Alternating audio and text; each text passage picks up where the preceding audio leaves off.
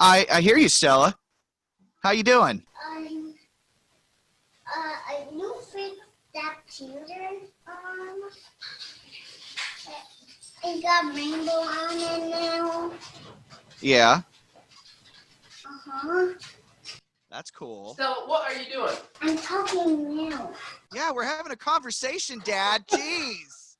You know what's funny is she'll come out now on the porch when me and Melissa are just hanging out, and she'll sit down in the chair and pretend to do this podcast.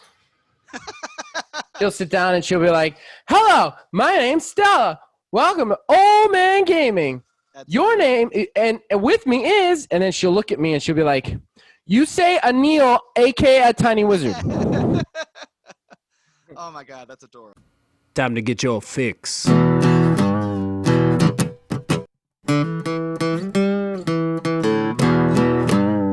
It's a horrible gaming podcast.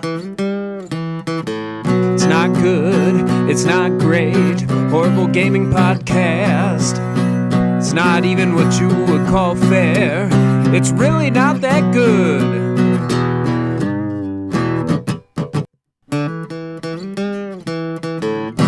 Horrible Gaming Podcast.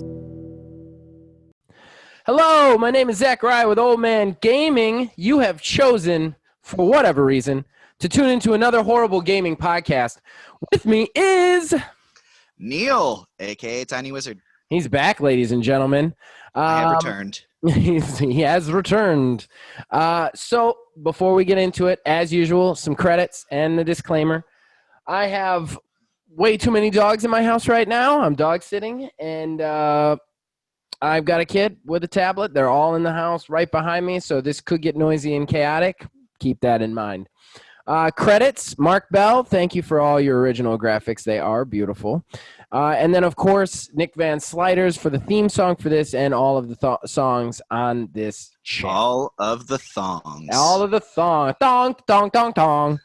That's in there right off the bat. If this is the first episode anybody's listening to, it's over for us. Horrible Gaming Podcast. All right, so that brings us to our first segment, and that would be Fan Interaction. This is probably our favorite segment because we talk to you guys, the fans. Basically, we read out the comments that you guys post on the last show, in Discord, even text posts, if you know me. Any way you want to comment on the show, we read them out, as much as we can anyway.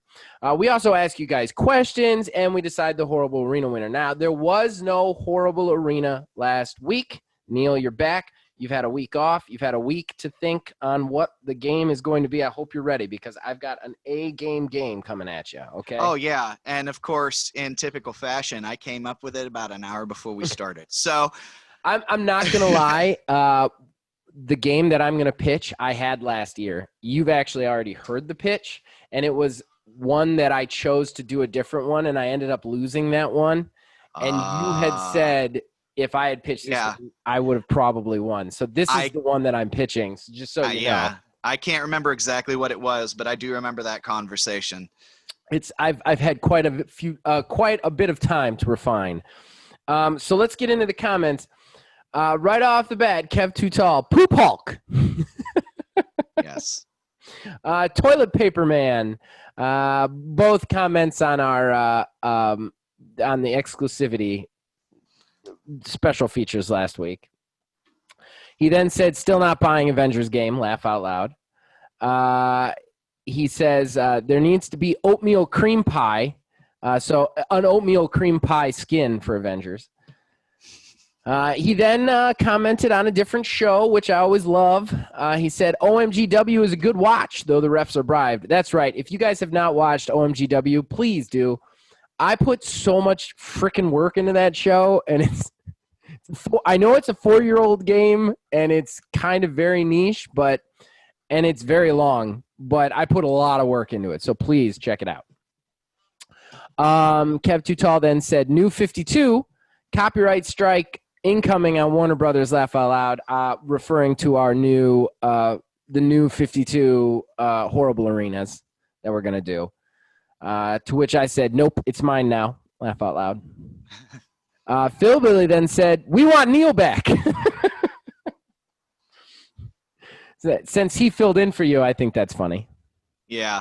Hey, it's actually kind of weird too, because I had mentioned to Kayla, I can't remember if I said anything to you. It is really weird because I listened to the show after it got posted. It's really weird listening to the show when I'm not on it, because I find myself like in my mind formulating what I was going to say, and I will listen back to old shows that I'm on, like after it gets posted, and the thoughts that I was going to say always end up showing up. Right. But it's weird, like having those thoughts and knowing they haven't been said. Was it like that when you were just like a fan in the beginning? No, it was a little bit different, because then like I could take to the comments section and, say whatever I was going to say. But now, like, I had even thought last week about commenting. It's like, I'm going to be on the show next week again anyways. So I'll leave Kev to his comments section. Not encroach on his territory. Right. He's very territorial about it. He then also said, this is about to be a slobber knocker. I'm not exactly sure. I think he was just referring to me and Phil Billy being on the show last minute. Because Phil Billy really, again, one more thanks to Phil Billy. He had 15 minutes of prep to do that show. And he actually came up with 3 odds and ends, which I wasn't even going to do odds and ends. He's like, well, I came up with them. I'm like, oh, okay. Kev Too Tall then says kneels down. Oh, my God, the horror. He's just keeping the wrestling jokes going. He then said armor stats should be +1, +3, +5 based on how many pieces you have. I think he's talking about what we were talking about in Grounded, but I'm not sure. Excuse the belch. He then said, I always vote with my wallet. We did ask the question last week, do you vote with your wallet? Do you actually do that? Or is that just kind of like, a wish? You know what I mean? Like everybody always says Right. Vote with your wallet. But in this day and age, I think it's kind of difficult to do that. It is. It really is. It is. I mean, it's harder than it's ever been to not vote you with your wallet, because even if something sucks, and this is what I said last week, even if something sucks, you want to be part of that conversation, Kev Too Tall said, I always vote with my wallet. I didn't a few years ago. I got burned by some beta games and just decided my money mattered more than hype or fitting in. And I said, more power to you. I'm weak. It's not something I can do. He then said, I'm sad Halo is delayed. I will live. It's been how long already? 6 years, Kev. 6 years in development. And rumors are floating around that it might actually be a bit longer. I have a little odds and ends for that. So we might address that later. Yeah, I have some. I didn't have it on my odds and ends because I figured you'd mention that one. Yeah. So then I actually got a text comment from the man who makes the music, Nick Van Siders. He wanted to share again. Let's see if I can find it.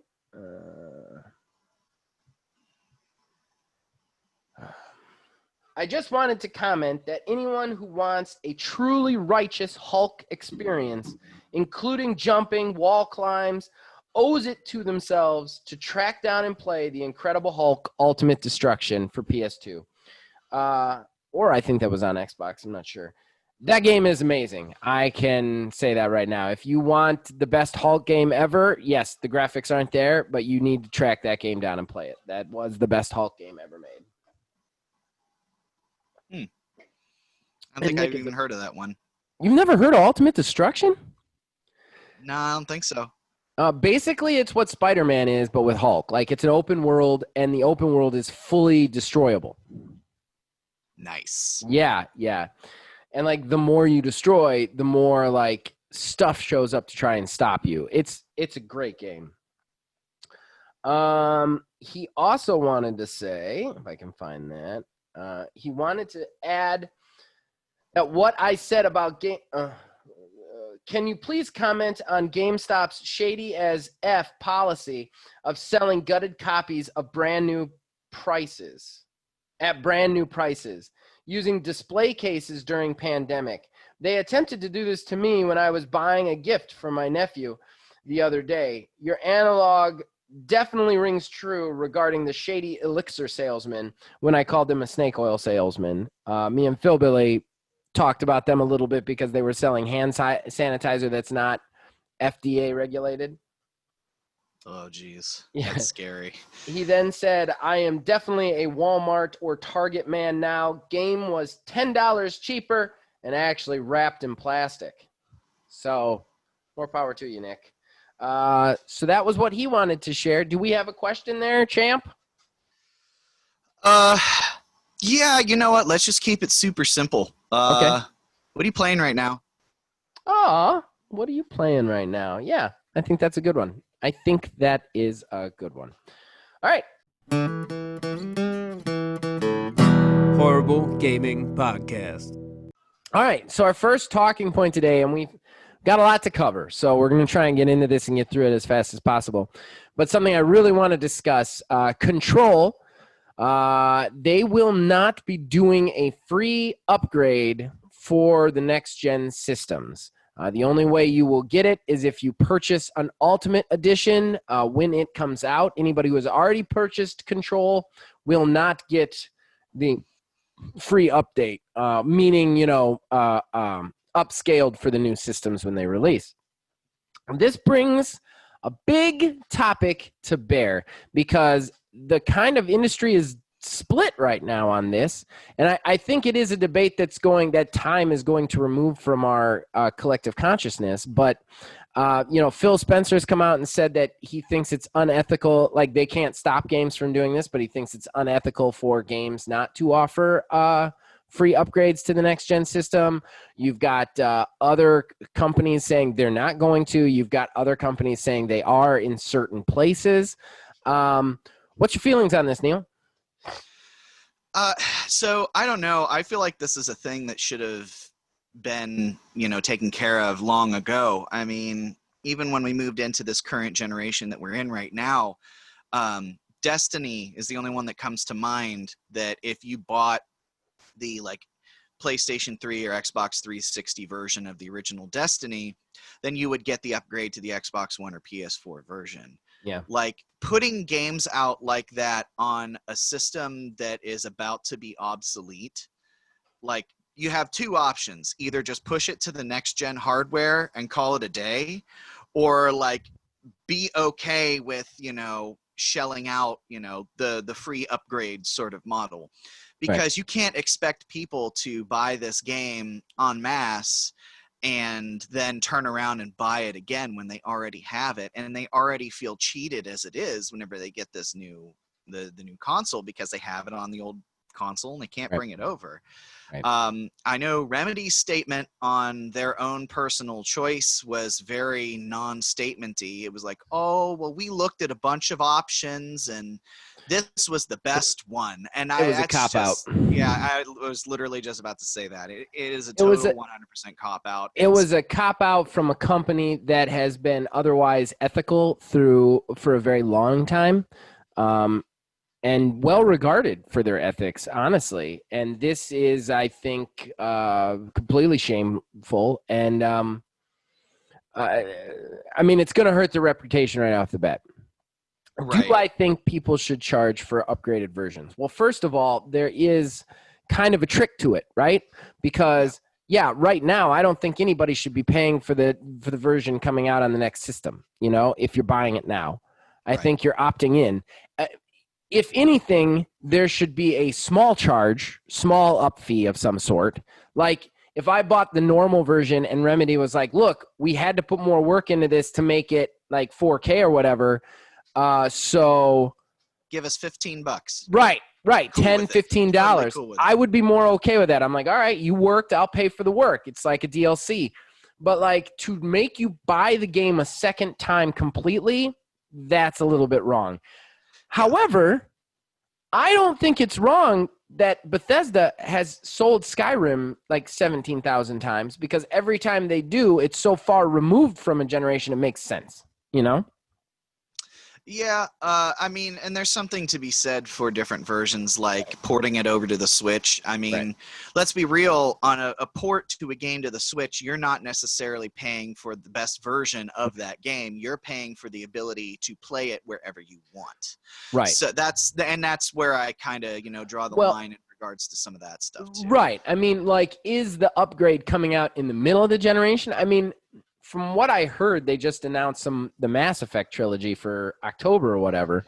Not official, but yeah, that's the rumors floating around. I don't necessarily think it's wrong that I'd have to buy that again. I already own all those games, though. You know what I mean? I own all 3 of those games, and they're backwards compatible. But if I buy them again, I don't necessarily think that's unethical because it's so far, you know what I mean, so far removed from the actual generation. When the generation, though, is switching over, I think any game being sold that isn't automatically giving you that free upgrade, you're going to take a PR hit. And I think with, like, justifiably so. Yeah. I mean, with the supposed Mass Effect remaster, I mean, from what I had read a couple weeks ago, it's almost going to be framed as like a whole new game, not like rebuilt, but they're going to implement systems from the other games across the board. Right. And They're it's going to include all the DLC. Well, and that's DLC different for than 3 maybe whole games. Right, that's different. But like my wife bought me Skyrim on 360. I got many hours of enjoyment with it. 2 or 3 years after the Xbox One release, I bought the Ultimate Edition on Xbox One. That's twice. I own that game twice. I don't feel like I got screwed there. Right. So like, but it's the same game. The only thing extra that I got in the second one was all the DLC, which is nice. I mean, that is a big value if you thought about paying for all of those, Right. But I don't think I got screwed. Now, if my wife had given me Skyrim for 360 and they had released the new system like 2 days later and then said, oh, there's another version of it. That's the other thing. They never used to do this. Yeah, no, it like was... these up-res versions of the games, like everybody's like, oh, all these games have to have up-res versions, and everybody's like pissed when certain people are saying there isn't going to be one, and I'm like, they never used to do this. Games would release all the way up until and after a new system release, and they didn't come out on the next system, Right. Yeah, I think how they're approaching this next generation is a step in the right direction. But again, we also have things like, Remedy's doing what they're doing. Yeah. We've got the NBA 2K game coming out that is going to have shameful.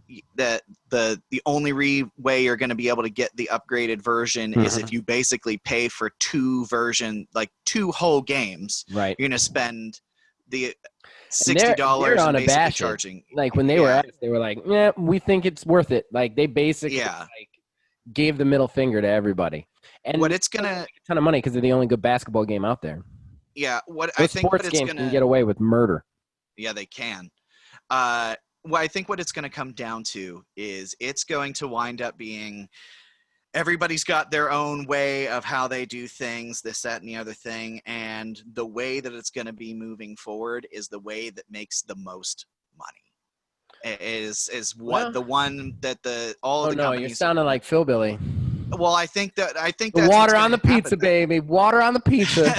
I think that's what it's going to be. I mean, we have people who are offering free versions. So this generation, we might get away with it. But when we go into PlayStation 6 and Xbox ethereal, whatever they decide to call it, I think at that point we're going to see the fruits of what happens at the turn of this generation. Because if we are going to, if people are going to pay for that anyways, why are these companies going to leave the money on the table? Yeah, I agree. I completely agree. All right, well, I think we should move on from this topic since we have so many to talk about today. Absolutely. But of course, if you guys think we missed anything about it, put it in the comments. We'll read it out next week. Horrible Gaming Podcast. All right, so we're kind of like shoehorning this next topic in, everybody. DC fandom happened. DC fandom is, the whole DC, I don't know what it is, a combo anymore. I mean, it's all internet-based. But basically, a trailer dump And that's what they should call them all. That would be great. That's really what it is. A big steaming pile of trailer. Big steaming pile of trailer. So, we don't cover movies or anything on this channel. However, we do cover games, and they announced 2 big ones that they've been talking about for a long time. Rocksteady, makers of the Arkham Asylum games, has announced that they are releasing Suicide Squad, Kill the Justice League. And they are announcing it for 2022. I have some real strong thoughts about this. I want to hear yours first. Well, I think the first thing that jumped to mind is possibly one of the thoughts that you had as well. 2022. Oh my God. Like, come on, man. Like, why are we announcing this far out, especially given the state of the world with the pandemic and everything? Like, we've already seen ridiculous delays. To not have that game be delayed yet again beyond 2022 when it's not even 2021, it's definitely within the realm of possibility. I wouldn't be surprised if it's a 2023. I know we don't have time for digression. I'm going to take a small one anyway. Yeah. Because I have to say this. Neil, our friendship is so interesting to me because in a lot of ways, we are 2 sides of the same coin. We both love gaming, but we love it for completely different reasons most of the time. Most of the time, it's like, I love gaming, this is why. And you're like, that's all terrible. This is why I love gaming. And then I'm like, oh, I don't like any of that. So it is so wonderful when both the sides of the coin show the same. Why are we announcing a game for 2022 with no gameplay? No, I hate this stuff. And that this trailer, it's not even going to be in the game, okay? They farmed it out. They outsourced the trailer to a company. They gave that company some assets, and that company made a trailer for them. Like, this isn't a game. It's not even, it's like proof of an idea of a game. That's it. Yeah. That's all it is, and I am sick of seeing them. And I don't want to get into the weeds on this one, but I could do without announcement trailers, period. I am done with announcement trailers. The Fable one, this one, I don't want to see them anymore. If you don't have gameplay to show me, I don't want to see it because it's not a thing. It's one thing when you see a movie announcement trailer because you're at least seeing part of the movie. These trailers, they in no way, shape, or form advertise the game. Like I said, they are almost 100% outsourced to a company that specifically exists to make announcement trailers. That company doesn't even know what the game's about. All they're doing is like, here's a basic premise, here's some assets, make something out of it. Yeah. Like, yeah, I don't need them. I think games have outgrown them, and they're annoying.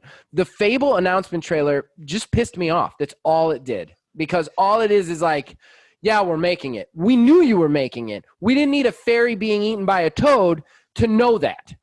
I want to see the game. That's what you need to show me. And if you can't show me that, don't show me anything. And to bring it back around to the Suicide Squad announcement on its own, I have also, one more thing to say about that too.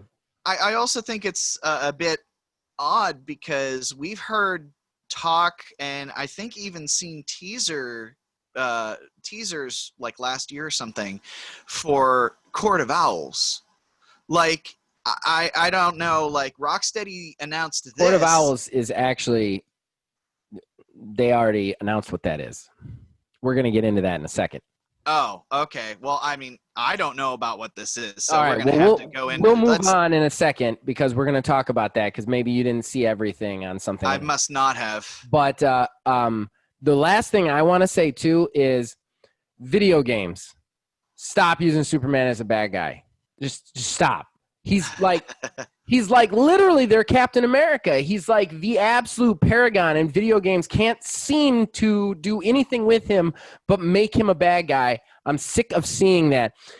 Even if you're not a Superman fan, it's getting boring. It's just getting boring that every time DC releases a property, the bad guy is Superman. It's Superman. He's the good guy. He's not the bad guy.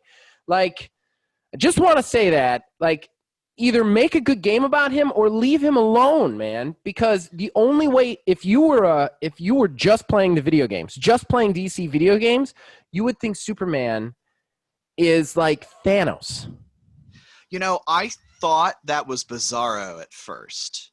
I was like, oh, okay, all right. Like, I would have been great with that. I thought it was too when they did the just teaser picture, but it's definitely Superman after watching that trailer. And I'm just like, he was the bad guy in Justice. He's the bad guy in this. Like, he's like a Thanos level supervillain as far as the video games are concerned. And I'm sick of that. I'm really sick of that. Like, there are plenty of DC bad guys that you can use them. Like, stop using the best hero ever as your worst villain. And not best hero ever, like, that's subjectively. I mean, like, he's like a goody two-shoes, and you guys have used him only as the biggest villain ever. Yeah. Okay, so the other thing about DC fandom, Gotham Knights was announced. Gotham Knights being the next Batman game. This is from, I believe, Rocksteady Montreal or WB Montreal. I can't remember. I thought it was WB because I think Rocksteady was the one that had the Suicide Squad. Their Suicide Squad, definitely. Yeah, I think that, I mean, they're still like part of the same company, and they're very obviously sharing assets on these two games. Right. But so what it is, it looks like basically what they did was they took the Arkham Knights, Arkham game formula. They made more characters, and the premise of it, and we're going to get into the premise because it's what bothers me the most, is that Batman's dead. Gotham is still being attacked. You take up the mantle of one of these, like, of one of the Bat family, basically. There's Batgirl, Robin. Bat fam. I mean, that's what they're called in the comics. Red Hood and Nightwing. Those are the only ones they've shown so far. And basically, you co-op in. You can play single player or co-op. Each character has their own thing. It's basically the Avengers, guys. I don't want to make that comparison this early, but it's what it is. It really is. It's Batman's version of the Avengers. It's what it is. It's a co-op version of this game with a lot of characters so that you can play in Gotham, and that's what it is. Like, I mean, do you disagree with me? No, and I'm going to take it one step further, and I'm going to call it right now. I hope that I'm wrong. Okay. But I think both of these games are both going to wind up being live service. I have no problems with that. I know you have a problem with that, but absolutely. I don't have any problem with that. I mean, if again we go back to this conversation all the time. I don't want to get into that conversation. We don't have time for that conversation. Right. But I'm just going to say again, like, if they do it right, they do it good, it'll be good. Yeah. It'll be fine. Yeah. But exactly. Here's the thing, though. Something that bothers me about the storyline of Gotham Knights is the way they're not committing to it. So, and this you might not know. First of all, Court of Owls is 100% in Gotham Knights. It was in the trailer. Oh, yeah, I must have missed that. Yeah, like, it ends with, like, the lullaby that the Court of Owls, that weird lullaby the Court of Owls have from the comic book. The trailer ends with that.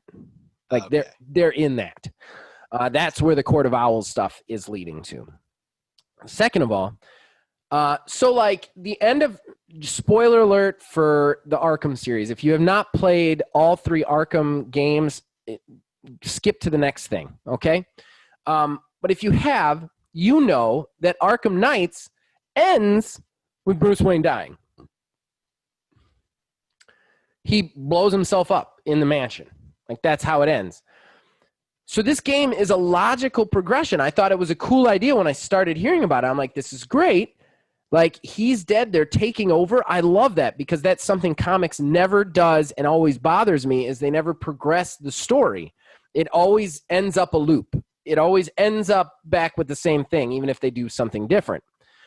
Nothing ever really changes in comic books is what I'm saying. So this was cool. This is a change. Like, okay, he's dead. Let's have the other characters rise up. I'm fine. They announced on Twitter, this is an alternate reality. Oh, yeah. This is not a continuation of the Arkham games.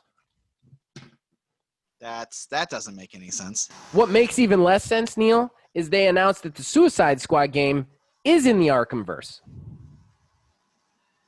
That's Why? yeah. I have nothing to say other than that's just stupid. It is just plain stupid. And that is what bothers me the most about that game. The gameplay itself looks kind of promising. I want to see what they give us. But, all right. Do you have anything else to say on fandom, or should we move on? Snyder cut. Oh, God.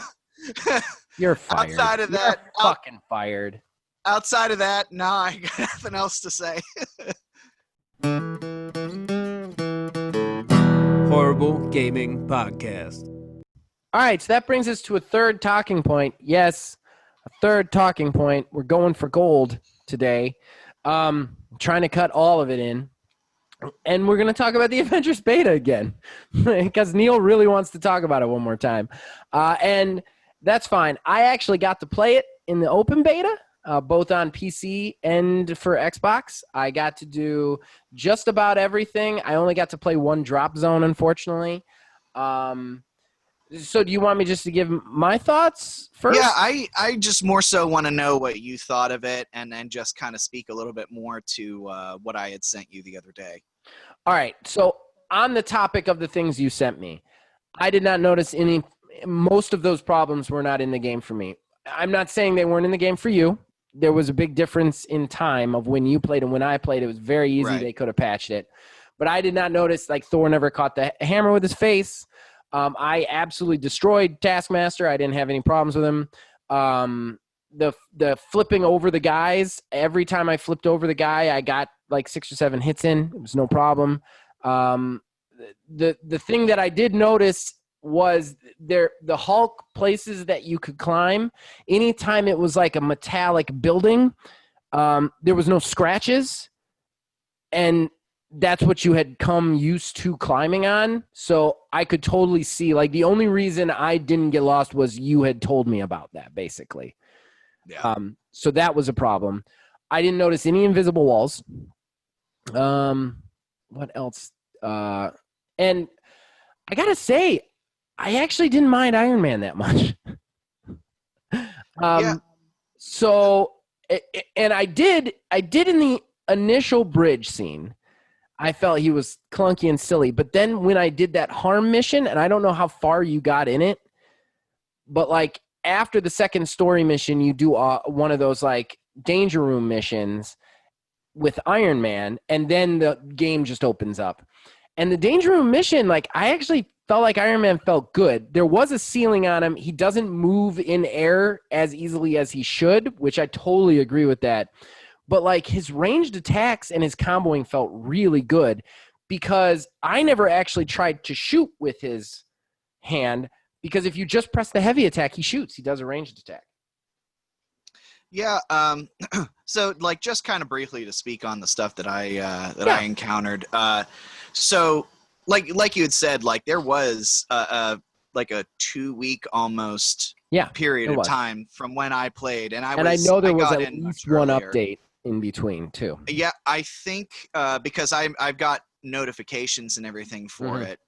So I think there were 2 or 3 patches, if I'm remembering correctly. Yeah. So like you'd said, a lot of those issues are probably resolved. Yeah. On the beta as a whole, I never expected a smooth experience. Right. I mean, as you said, it's a beta. That's what betas are for.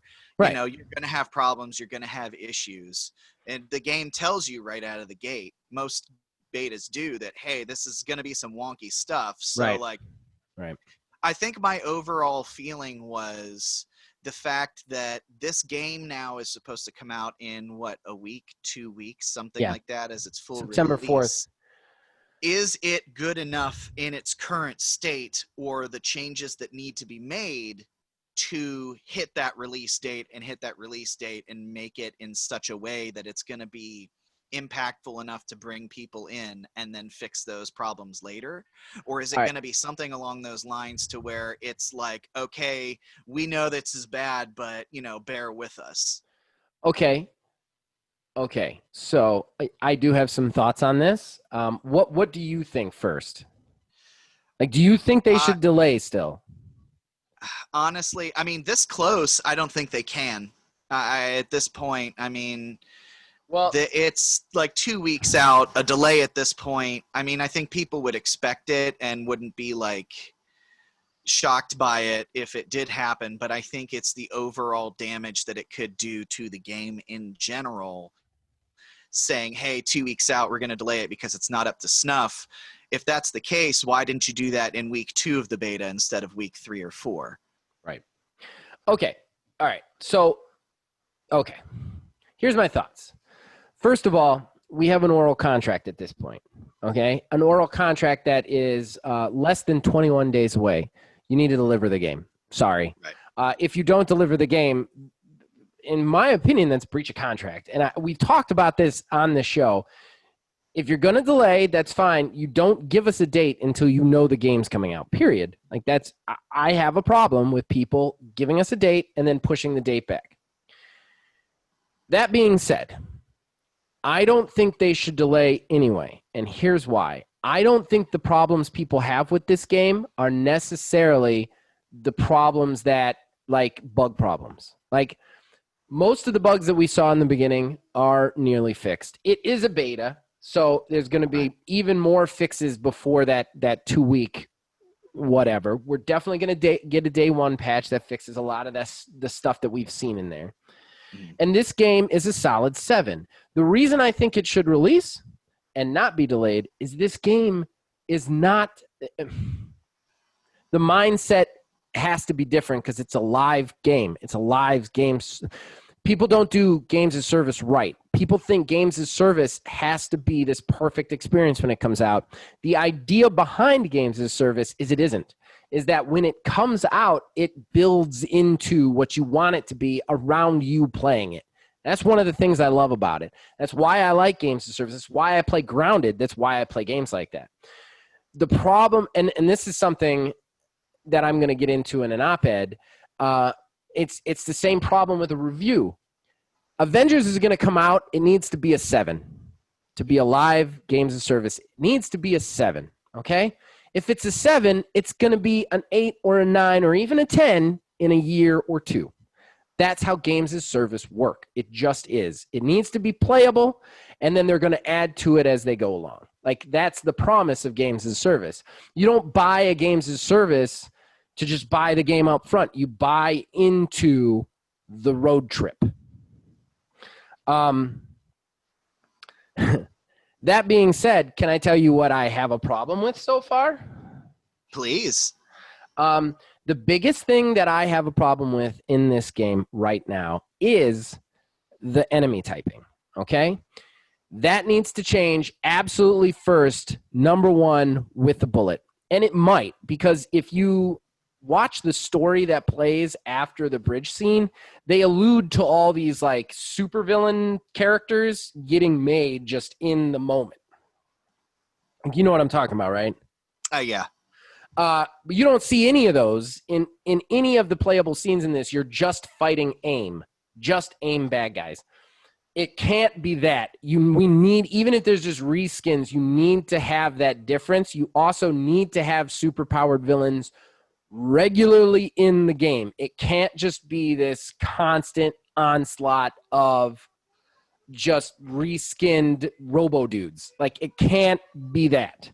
That's the biggest problem I have with the game. Everything else I'm all right with. I mean, I either think is good or I think, that's fine. That's the problem. I think that's the biggest problem facing this game, because everybody forgets what actually killed Anthem. It was not the guns. I mean, that was bad, but it wasn't the lack of guns. It was the lack of content. There needs to be content for people to do. And I was actually telling somebody, I think it was Phil, we were talking about it when we were going to the store, and I was like, what this game should have is the Nemesis system from Monolith's Lord of the Ring games. Yeah, that would be amazing. If it had that with villains, and then you just had those missions, but at any point in time, a villain that your character has fought a lot could drop in and try and attack you, the game would be amazing. Bam. Oh, It's yeah, a absolutely. perfect game at that point. It's a 9 at that point. But still, I think the biggest problem right now facing it. Hey, baby, can you stop making that weird noise that you're making over and over again? Yeah, that noise. Can you stop doing that? Thank you. That was getting into my soul right there. Oh, goody. It's back. And there she goes again. Yeah. Stop, please. Hey, stop. You're watching your tab. You want me to take your tablet away? There it is. Okay. So I think the enemy types need to change first. But as far as the game release, I think we've got an oral contract. We're 2 weeks out. This game needs to be a 7. It doesn't need to be a 10. It needs to be a 7, and then it needs to build. That's how the best games as service out there work. And that really is. Look at every games as service, regardless of your feeling of games as service, everyone that's popular, everyone that's lasted or stood the test of time, that is one of these like cooperative PvE experiences. Were they popular day one? No. They were popular. Were they liked day one? No. Were they liked day 272? Yes. That's what they need. Yeah, I mean, regardless of my feelings on games of service, right. like you said, like that is the formula that has been established, right? And that's what works for everybody. Now, like for myself, I personally don't see, why I would ever buy a game knowing it's not good right now. But again, we'll go down that rabbit hole, so I'll just leave it at that. Well, and I don't necessarily disagree with that thought process. I really don't. I buy it to get in on the conversation. You know what I mean? But like I would understand that. I would understand a person like you being like, I'm gonna buy it in a year when it's good. But still, that's what a games of service needs to do. But the trick is they need to give you enough content to keep you involved while they add more stuff. You know what I mean? Like, right. There has to be enough there. Like, and that was the problem with Anthem. There was nothing there. And then by the time they fixed every problem with it, they still didn't have any content. Nobody was around anymore. You know what I mean? Right. All right. So I mean, I did want to say Philbilly did get to play just the bridge scene in the game. He actually didn't hate it. He enjoyed the game. He thought there were some things that could be improved. He liked Hulk, Black Widow, and Thor the most, which surprised me. I didn't think he was going to like Black Widow the most, honestly. But what was interesting to watch him play is he actually played every character completely different than I did, which I actually thought was kind of a positive in the game's corner. Yeah. Like, he fought with Black Widow almost exclusively with his handguns. Huh. Yeah.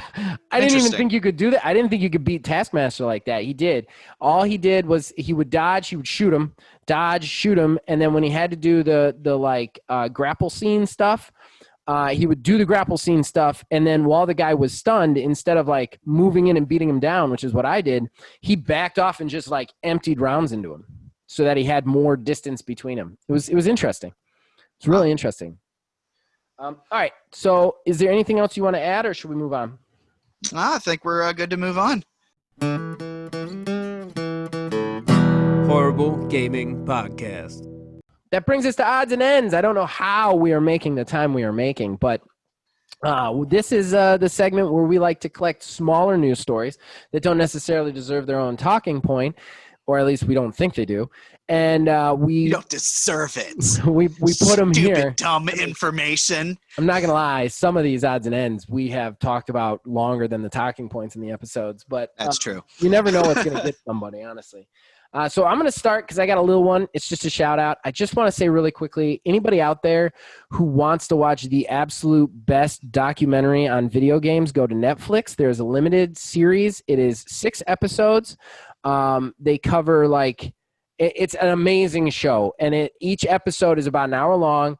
What they do is they cover some big part of video games, like the birth of video games, the console war, Mortal Kombat and Street Fighter. And basically what they do is they take it from a developer standpoint, a financial standpoint, a competitive standpoint, player standpoint. And they pick out people from each one of those little areas, and they just interview them. It is great. It is absolutely great. It's super well done, super well edited, cut, animated. It's not just a dude narrating the whole time. It's a lot of interview material. It's great. If I were you, just to get you hooked, I would immediately skip to episode 4, which is the console war episode where they talk to Kalinske, the guy the Sega of America guy, the first president of Sega of America. And he basically has a blackboard. He spells out his 5-point plan for defeating Nintendo. And then each one of those points, they interview a different person on. So they interview the Sonic creators. They interview this dude who played competitively for Sega. Like, it's just great. I urge you to go look it out. Yeah, we actually just finished that last night, and I thought it was great, too. I haven't watched the last 2 episodes because Melissa started watching with me. She keeps falling asleep. But oh, yeah, we finished it out. Yeah, it's great, isn't it? It's absolutely great. Yeah, and I want to say, too, it's not just some dude who is narrating it, as you said. It is Charles Martinet. So right. Mario himself is the one doing the narration for it, which I think is absolutely fantastic. Yeah, it's really well done. And all the little animations that they do, it's very entertaining. It's highly entertaining. And like I watched there's a documentary movie on Amazon called Video Games the Movie. It is a terrible documentary. It is just Sean Astin telling you stats. It's like the kind of documentary you would have your grandparents watch because they don't understand gaming at all, you know? Like this was an actual good deep dive in documentary, so I recommend it to anybody. All right, so what's your first odds? Okay, well, some of this is actually combined from what I had set up last week, but right out of the gate, Nintendo's looking for a lead producer for Metroid Prime 4, which always means great things. Poor Metroid Prime 4. Yeah, I don't think we're getting that game even in 2022. Again. If we do, it's going to be at the very end of the year. Again, we should have never gotten an announcement trailer. Yeah. No one would even care. I mean, it's going to be a thing. Yeah. So the next thing, Burger King is in trouble. Burger King is in trouble. The food people, yeah. So this is a little interesting. So my knowledge of Twitch is a bit limited, but from what I understand, there are people who are like affiliates through Twitch who can have people donate money while they're streaming to the streamer, and you can get like a voice thing read out, something along those lines. It's a huge source of income for them, yes. Yeah. So Burger King thought they would get some cheap advertisement and went in and started donating the exact amounts of menu items on people's Twitch streams and using that as a platform to advertise for Burger King. Yeah, people are a bit upset, as they should be. And Burger King is like, oh, well, no, I don't, like, you know, we're just doing, you know, the thing. We thought it'd be good PR or something along those lines. And a lot of the streamers are like, look, if you want to sponsor me. Don't do this. Somebody's in the middle of, you know, playing their game, and in the middle of it, it's like, go to Burger King right now and get a Whopper value menu. It's like dystopian shit. That's great. Yeah, just filling the chats up with that would be super irritating. So what do you got next? All right, my big one is an actual big win for Xbox. They actually need it, although most people will not notice it as a big win. So I want to point it out. And this is not surprising anybody, but PlayStation has firmly announced that their controllers for the PS4 will not work on the PS5. You must buy new controllers for the PS5, staying on brand with the fuck all y'all, buy all the shit again stance that Sony has had for some time now. Whereas I do want to point out, I think this is kind of a win for Xbox because Xbox's controllers work with the new system just fine. You don't have to buy new controllers with the new system. I mean, I don't think that's that big of an issue, but again, you and I differ. That is a big issue. The fucking controllers are $60, $70 a pop. That's a game, man. Yeah, but you got to think too what these controllers are doing on PlayStation 5. Like in Deathloop, they had said that the controller, the trigger's going to lock up if your gun jams. Now, that's what I want. I want my yeah. controller to lock up if a gun jams. I don't want that shit. Yeah, now I will say, like, that's a feature that I don't think I necessarily want in a game, to worry about my gun jamming. Right. We're going to worry about realism in a game about Groundhog Day murder, basically. Right. Like, I don't know about, but like the things that this controller can do, I think that's that's why I don't have that big of an issue with it. Well, look, I mean, that's fine that it's a high-end, nice controller, which I don't think it is. I hate PlayStation controllers and always will. But, I mean, completely aside from anything, Xbox controllers are way better than PlayStation controllers just for feel. But aside from that, fine, it's a really nice controller. Give people the option to not pay as much money. I don't understand why that's hard for them. It's another one of their things where they are holding something hostage and forcing you to pay for something you wouldn't necessarily need or want. yeah, I don't know. I'm sorry, it's a shitty thing to do. It is. Like, they don't ever think about the customer ever. And that is something that bothers me about them. It always will. I don't care whether I'm on PC now. I'm out of the console war. But and Xbox has not made a lot of great choices lately, and their messaging has been mixed. But they still at least seem to think about the consumer. PlayStation never does. Never. They only think about their wallets, and that's it. And they're unabashed and unapologetic about it, and that I don't understand why people aren't so mad about it. And I don't understand why you're not mad about it, honestly.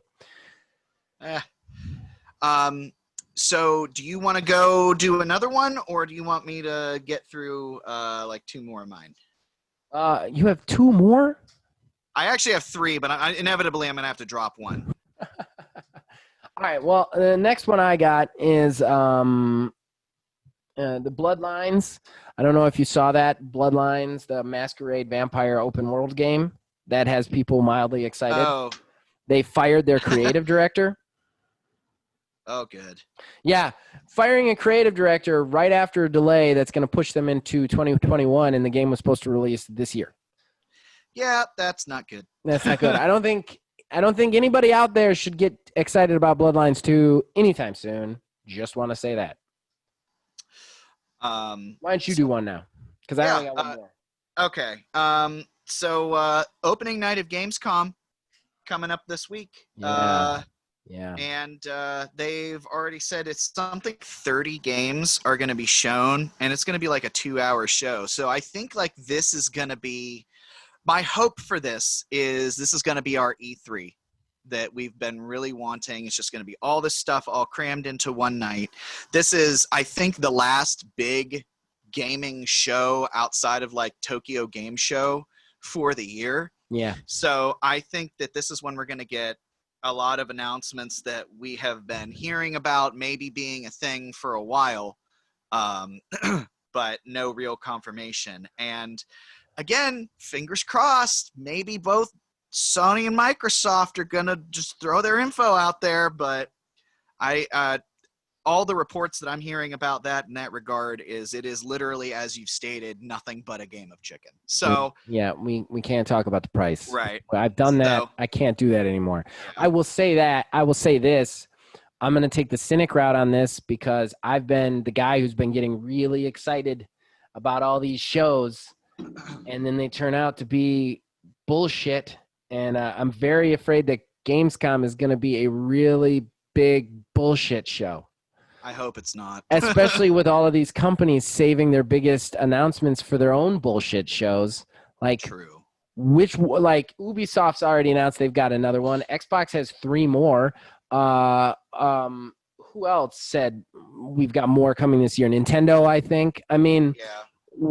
None of these companies are going to bring their big games there. They're going to need to save their big games and big game announcements for their own shows. So I feel like Gamescom is going to be the weakest we've ever seen. Oh, don't tell me that. I need some hope and joy in my life. Sorry, Neil. I'm sorry. Two All sides, right. same coin. We got to be opposite. All right. What do you got for your last one? G.I. Joe game. Go, Joe! What? What? You haven't heard about the G.I. Joe game? No. Oh, my God.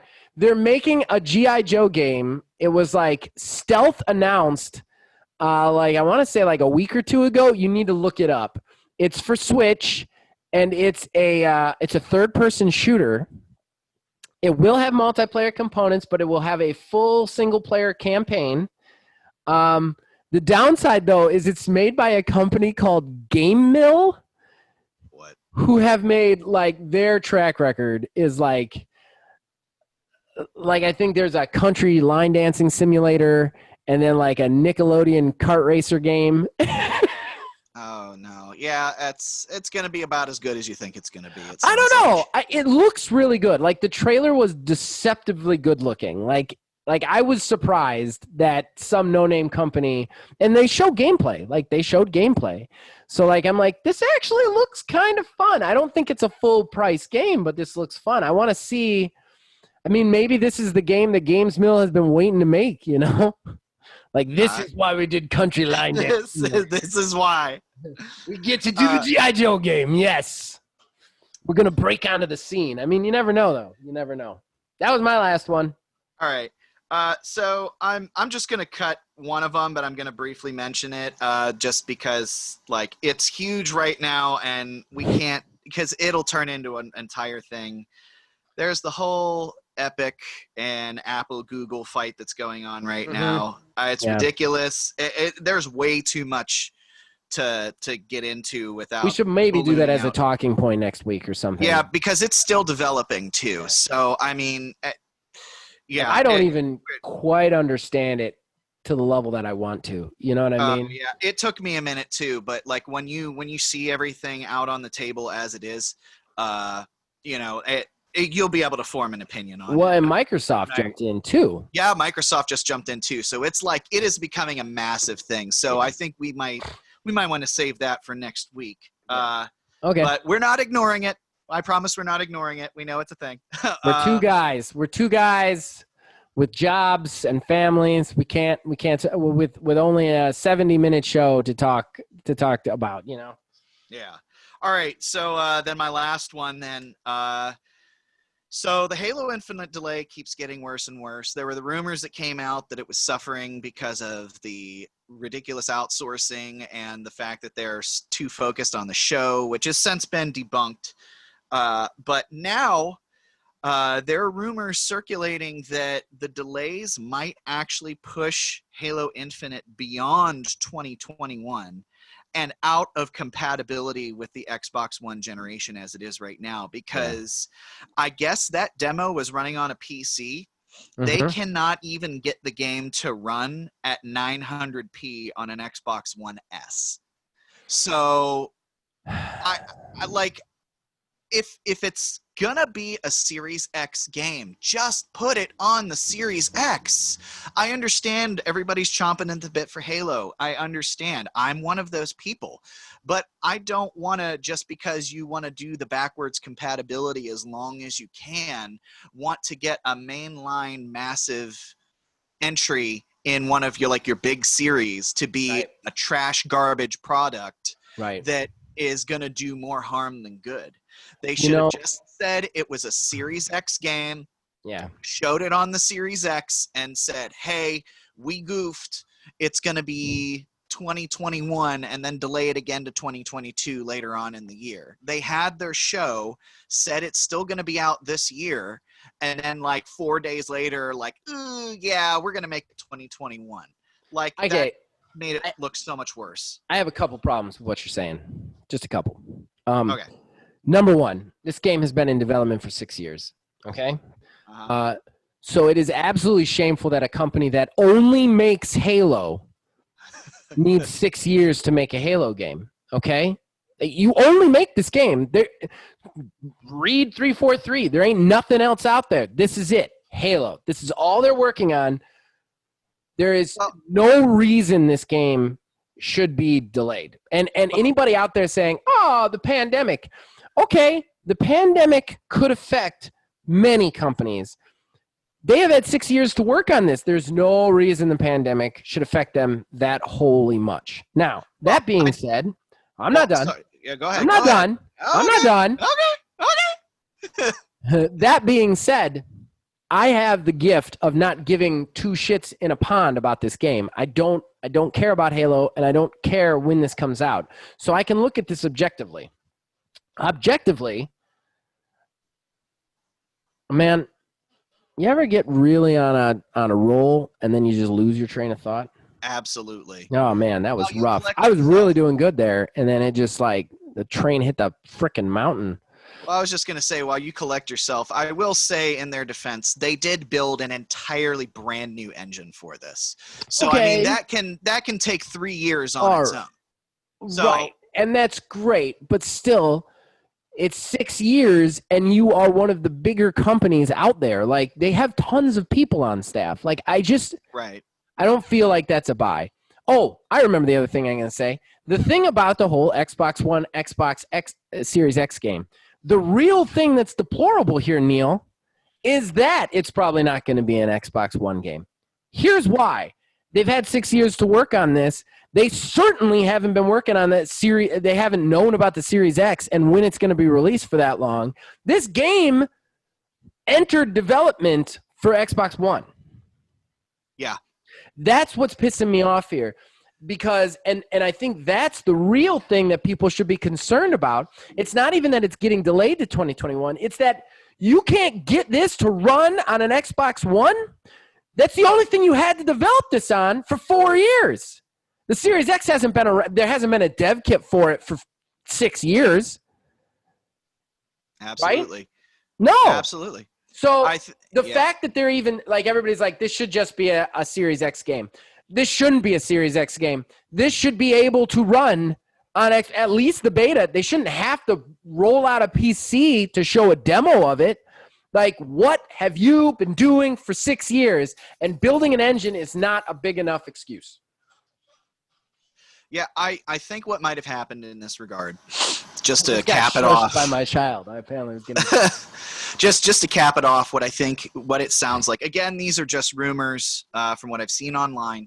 But what I think might have happened was it was planned for the regular Xbox One, and they were taking into account the Xbox One X. Well, partway through development, they knew that they had the option of rolling up to a higher end hardware whenever they were conceptualizing the Series X. So what I think may have happened in that regard is they kind of started playing a little fast and loose with what it is that they could and couldn't do. Now, apparently the Slipspace engine that they're building for Halo Infinite, from what I have heard, is built around the ability to scale things. So I guess that they were still keeping that in mind, but it just didn't pan out the way that they thought it was going to. But I mean, this flies in the face of a lot of different things. Microsoft's, idea of, their cross-generational play that they have been touting. I mean, now it sounds like there's a good possibility it could be locked to the Series X, leaving those the regular Xbox One people out in the cold like myself. And that is the first thing that Microsoft has done, if that is true and that's how it's going to work, that it will be the first thing that they will have done to make me want to get an Xbox Series X. Granted, I still have my PC, which I'd be able to play it on, but at the same time, I personally still prefer console gaming over PC, even though I have a gaming laptop. Right. Yeah, I don't know. I'm very for how they handled the delay and how they never gave us a date. I said that last week, but I am very bothered by some of the information we've gotten post that delay announcement. Yeah. All right. So I think that wraps up odds and ends, right? Absolutely. Horrible Gaming Podcast. That brings us to the end of the show, the main event, the moment you guys have all been waiting for, the Horrible Arena.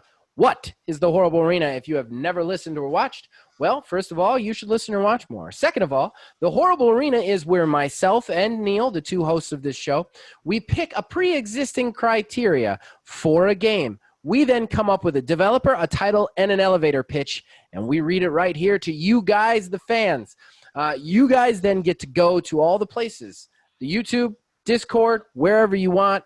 Heck, text me and vote for which one you would spend your hard-earned money on. The criteria this week was multiplayer-focused game. The quantum coin has been tossed. I have won it, so I get to go first. Are you ready for mine there, Neil? Absolutely. All right. My developer is Ukes, since they are no longer affiliated with WWE, and this is definitely going to be a wrestling game, guys. Mine is Project NOW. Now, what is Project NOW? All right. So the idea behind this is you play this game in two different ways. One as a general manager, one as a wrestler. There is no roster of wrestlers, no standard roster of wrestlers. You're not playing the WWE wrestlers with the AEW wrestlers. All the wrestlers in this game are created wrestlers. It is a games as service because of that. Here's how this works. As the GM, you will formulate a league online. You will collect people. You can do it publicly or whatever, and you will bring people into your league. You will draft them, so to speak. You need a heel. Go on to the players of heels. They will submit their characters, and they get to be put into a pool that you get to. Okay, so as I was saying, sorry about that interruption, guys. There will be a pool of online wrestlers that are submitted by players who are submitting wrestlers. You'll get to pick the wrestlers for your league. Once you have the wrestlers in your league, you get to put together a show.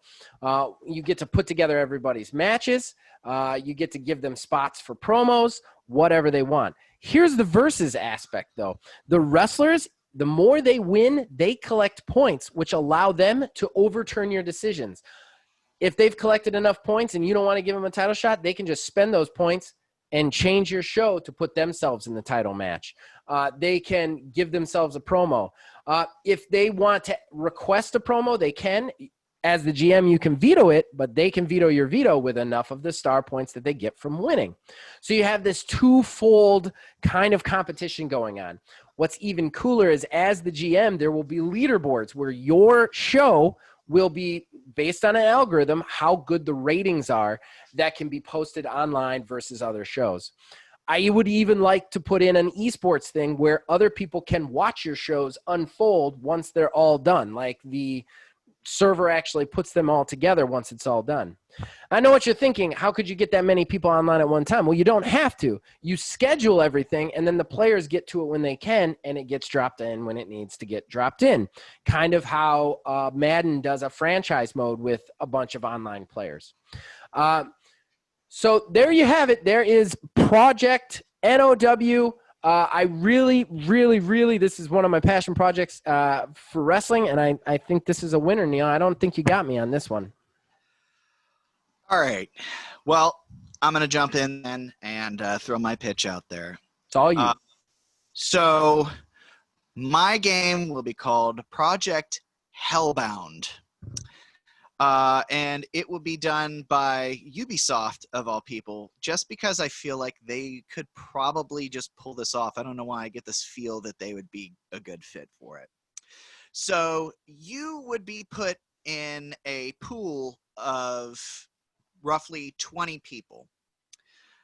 This would be as it stated, strictly multiplayer focused game, but it would be this pool of 20 people. You would pick a class, whatever sort of class there is to choose from, something that's like fast, something like magic based, something like a tank, along those lines. You would pick a class, and your soul would basically be that class. And then you would be bound to another person, and it would be like gym class style, where you rush as fast as you can to pick another person to be bound to. Once everybody's all partnered up, you as your individual teams would have to progress through the 9 layers of hell, each layer being some sort of challenge that you need to overcome as a team to get through till the very end. So each level of hell, there would be an elimination to leave it to where there would only be you two left, you and your partner. The final challenge, however, to see who would win is that you would have to fight the other person to the death to see if you can escape hell. So it would be something along the lines of like an elimination sort of game, almost like Fall Guys kind of ish, but also team based, but also adding that layer of strategy, because if you're somebody who's soft and squishy, you don't want to necessarily partner up with somebody who's a tank in case you win at the end and have to fight that person. So I think it would be a very interesting multi-level sort of strategy game where it somewhat keeps simple at the same time. Maybe each level, one level's a puzzle, the other level is like a team-based where whoever's left would be split amongst two teams of your groups that you're bound to, and try to eliminate people that way, something in that regard. And the different levels of hell could rotate out based off of various different like mini games almost. So yeah, that's my pitch. Project Hellbound. Horrible Gaming Podcast. That brings us to the end of the show with a shameless self-promotion. Neil, you got anything to promote? Well, I am trying to get my opinion piece sort of put together. It's done. My computer's just being a D-bag. So once I get that figured out, it'll be out and presented. But outside of that, we wrapped up. It's retro for now, yeah. Season 2, yeah, for now until I got a lot of stuff going on. One of them, namely, being school. Right. So I need to settle myself into some sort of routine before we can jump back into that. So might be a little bit of a hiatus, but we're probably going to finish it off with something else. Well, we got a lot of specials coming too, because Retro's not going on hiatus, and I think Borderlands 3.3.0 is going to go on a little bit of a hiatus too. We just finale'd that, so we got a lot of specials though, because I got an opinion edition, an opinion video also coming up, in which I talk about why reviews are broken for video games and what you can do to fix them. And then the other thing I would like to promote is Wednesday, probably Wednesday night. If you're watching this, it'll come out after this. Me and Philbilly did another build. We built my computer, my PC that we talked about earlier. And basically, it's beautiful. And we did a video of it. This time, we get a little bit less into the time elapsed, just proving you can do it sort of thing, and we actually get into us doing each little section. So it's a good video. I hope everybody will check it out. As far as everything else, you can check out anything this channel has to offer. Of course, you can talk to us on Facebook at Old Man Gaming DH, at Twitter at Old Man Gaming 9. Join our Discord. The link is in the description below. You can influence this and all of our shows from there. Click like, click subscribe. Turn the stupid bell on if you want to hear more from us. And, as long as you guys keep watching and listening, we'll see you next week.